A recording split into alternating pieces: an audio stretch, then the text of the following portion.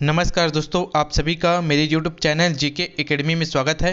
दोस्तों, आज मैं आपको जीके के 20 महत्वपूर्ण प्रश्नों के बारे में बताऊंगा जो आपके आने वाले कंपटीशन एग्जाम से संबंधित है। तो चलिए वीडियो स्टार्ट करते हैं। प्रश्न 1, भारतीय रेलवे को सर्वाधिक कमाई किससे प्राप्त होता है? आंसर ऑप्शन डी, माल ढुलाई। भारतीय रेलवे को सर्वाधिक कमाई माल ढुलाई से प्राप्त होता है। व्याख्या: भारतीय रेलवे को सबसे ज़्यादा कमाई माल ढुलाई से होती है। इसके अलावा रेलवे को केंद्र सरकार की बजटीय सहायता और पूरक बजटीय संसाधन भी मिलते हैं। प्रश्न 2, दो देशों के बीच वस्तु विनिमय को क्या कहा जाता है? आंसर ऑप्शन बी, द्विपक्षीय व्यापार। दो देशों के बीच वस्तु विनिमय को द्विपक्षीय व्यापार कहा जाता है। व्याख्या: दो देशों के बीच वस्तु विनिमय को द्विपक्षीय व्यापार कहते हैं। द्विपक्षीय व्यापार में दो देश एक दूसरे को वस्तुएं बेचते और खरीदते हैं। प्रश्न 3, भारतीय वन सर्वेक्षण विभाग का मुख्यालय कहाँ स्थित है? आंसर ऑप्शन ए, देहरादून। भारतीय वन सर्वेक्षण विभाग का मुख्यालय देहरादून में स्थित है। व्याख्या: भारतीय वन सर्वेक्षण, जिसकी स्थापना जून 1981 में हुई थी और जिसका मुख्यालय उत्तराखंड के देहरादून में स्थित है। प्रश्न 4, झंडा गीत किसने लिखा है? आंसर ऑप्शन डी, श्यामलाल गुप्त पार्षद। झंडा गीत को श्यामलाल गुप्त पार्षद ने लिखा है। व्याख्या: भारत का झंडा गीत विजयी विश्व तिरंगा प्यारा को श्यामलाल गुप्त पार्षद ने लिखा था। यह गीत देश के राष्ट्रीय ध्वज का गौरवगान है। इसे हर साल स्वतंत्रता दिवस और गणतंत्र दिवस पर ध्वजारोहण समारोह के दौरान गाया जाता है। प्रश्न 5, जब भारत को स्वतंत्रता प्राप्त हुई थी तो इंग्लैंड में किस पार्टी की सत्ता थी? Answer option C, Labour party.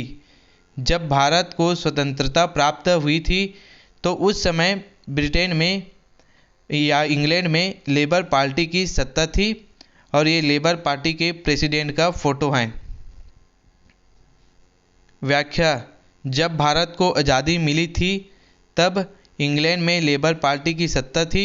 उस समय क्लेमेंट एटली ब्रिटेन के प्रधानमंत्री थे। क्लेमेंट एटली 1945 से 1951 तक प्रधानमंत्री रहे। प्रश्न 6, संविधान सभा ने संविधान को अंतिम रूप से किस दिन पारित किया? आंसर ऑप्शन सी, 26 नवंबर 1949। संविधान सभा ने संविधान को अंतिम रूप से पारित 26 नवंबर 1949 को किया। व्याख्या: भारतीय संविधान सभा ने संविधान को 26 नवंबर 1949 को अपनाया था। संविधान सभा की अंतिम बैठक 24 जनवरी 1950 को हुई थी। इस दिन संविधान सभा के सदस्यों ने संविधान पर हस्ताक्षर किए थे। संविधान 26 जनवरी 1950 को लागू हुआ। प्रश्न 7, भारत के प्रधानमंत्री पद के लिए उम्मीदवार की न्यूनतम उम्र कितना होना चाहिए? आंसर ऑप्शन ए, 25 वर्ष। भारत के प्रधानमंत्री पद के लिए उम्मीदवार की न्यूनतम उम्र 25 वर्ष होना चाहिए। व्याख्या: भारत में प्रधानमंत्री पद के लिए उम्मीदवार की न्यूनतम उम्र 25 वर्ष होना चाहिए। हालांकि उम्मीदवार को लोकसभा का सदस्य भी होना चाहिए क्योंकि प्रधानमंत्री को संसद के निचले सदन लोकसभा से चुनना होता है। प्रश्न 8, भारत के प्रथम उप प्रधानमंत्री कौन थे? आंसर ऑप्शन सी, वल्लभ भाई पटेल। भारत के प्रथम उप प्रधानमंत्री सरदार वल्लभ भाई पटेल थे। व्याख्या: भारत के प्रथम उप प्रधानमंत्री सरदार वल्लभ भाई पटेल थे। वे भारतीय राष्ट्रीय कांग्रेस के प्रमुख नेता और भारतीय स्वतंत्रता संग्राम में महत्वपूर्ण भूमिका निभाई थी। वे भारतीय गणराज्य के पहले उप प्रधानमंत्री के रूप में 15 अगस्त 1947 से 15 दिसंबर 1950 तक कार्यरत रहे। प्रश्न 9, मानव विकास की अवधारणा किसके द्वारा दी गई है? आंसर ऑप्शन बी, महबूब उल हक। मानव विकास की अवधारणा महबूब उल हक के द्वारा दी गई है। व्याख्या: मानव विकास की अवधारणा को पाकिस्तानी अर्थशास्त्री डॉक्टर महबूब उल हक ने दी थी। उन्होंने 1990 में मानव विकास सूचकांक भी बनाया था। मानव विकास की अवधारणा को लोकप्रिय बनाने में अमर्त्य सेन और अन्य अर्थशास्त्रियों का भी योगदान रहा है। प्रश्न 10, विश्व का सबसे लंबा रेलवे प्लेटफार्म किस देश में है? आंसर ऑप्शन ए, भारत। विश्व का सबसे लंबा रेलवे प्लेटफार्म भारत देश में है और ये भारत के प्रधानमंत्री जी का फोटो है। व्याख्या: दुनिया का सबसे लंबा रेलवे प्लेटफार्म भारत के कर्नाटक के हुबली जंक्शन पर है। इसकी लंबाई 1507 मीटर 4944 फीट है। पहले इसका नाम हुबली जंक्शन था, लेकिन अब इसका नाम श्री सिद्धारूढ़ा स्वामी जी हुबली जंक्शन रखा गया है। प्रश्न 11, भूगोल का जनक किसे कहा जाता है? Answer option D, Eratosthenes.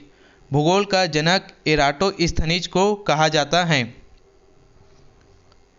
व्याख्या: प्राचीन यूनानी विद्वान एराटोस्थनीज को भूगोल का जनक कहा जाता है। उन्होंने ही सबसे पहले भूगोल शब्द का इस्तेमाल किया था। एराटोस्थनीज ने पृथ्वी की परिधि की गणना की थी और लीप वर्ष की गणना करने का तारीख भी दिया। प्रश्न 12, बिल्मा नृत्य किस जनजाति द्वारा किया जाता है? Answer option A, Baiga. Bilma नृत्य बैगा जनजाति द्वारा किया जाता है। व्याख्या: बिल्मा नृत्य मध्य प्रदेश की बैगा जनजाति का लोक नृत्य है। बैगा जनजाति के लोग ददरिया, फाग, सैला, कर्मा और बिल्मा जैसे नृत्य करते हैं। बैगा जनजाति मुख्य रूप से मध्य प्रदेश के मंडाला, डोंडिरी, बालाघाट और सीधी जिलों में पाई जाती हैं। प्रश्न 13, भारत का राष्ट्रीय पक्षी कौन सा है? आंसर ऑप्शन बी, मोर। भारत का राष्ट्रीय पक्षी मोर है। व्याख्या: भारत का राष्ट्रीय पक्षी मोर है। मोर को 26 जनवरी 1963 को भारत का राष्ट्रीय पक्षी घोषित किया गया था। प्रश्न 14, भारत रत्न पुरस्कार की शुरुआत कब हुई थी? आंसर ऑप्शन सी, 2 जनवरी 1954। भारत रत्न पुरस्कार की शुरुआत 2 जनवरी 1954 को हुई थी। व्याख्या: भारत रत्न पुरस्कार की शुरुआत 2 जनवरी 1954 को हुई थी। इसकी स्थापना भारत के पहले राष्ट्रपति डॉक्टर राजेंद्र प्रसाद ने की थी। यह पुरस्कार देश के सबसे बड़े नागरिक सम्मानों में से एक है। प्रश्न 15, नोबेल पुरस्कार किसकी स्मृति में दिए जाते हैं? Answer option B, Alfred Nobel. Nobel पुरस्कार अल्फ्रेड नोबेल की स्मृति में दिए जाते हैं। व्याख्या: नोबेल पुरस्कार स्वीडन के वैज्ञानिक अल्फ्रेड नोबेल की याद में दिए जाते हैं। अल्फ्रेड नोबेल एक रसायनज्ञ, इंजीनियर, आविष्कारक और उद्यमी थे।